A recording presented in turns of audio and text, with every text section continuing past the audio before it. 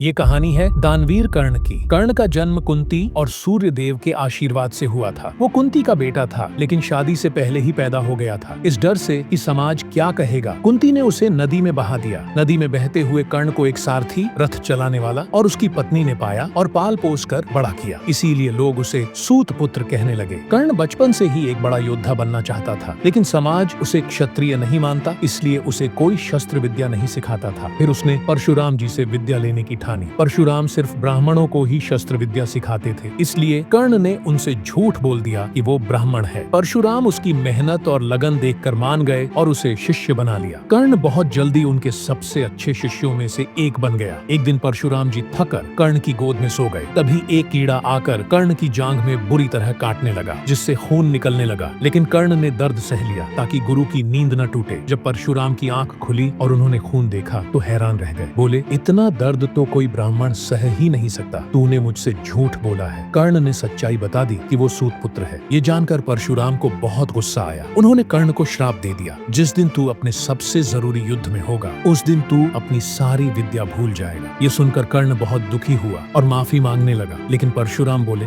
श्राप वापस नहीं लिया जा सकता। फिर भी उन्होंने उसे आशीर्वाद दिया कि वो जिंदगी में बहुत बड़ा योद्धा बनेगा। आखिर में जब महाभारत के युद्ध में कर्ण की अर्जुन से लड़ाई हुई तो वही श्राप सच हो गया। उसे अपनी दिव्य विद्या याद ही नहीं रही और इसी वजह से उसकी हार हो गई। अगर आपको ऐसी कहानियां पसंद आती हैं और आप इतिहास को दिलचस्प अंदाज में सुनना चाहते हैं तो चैनल को जरूर सब्सक्राइब करें।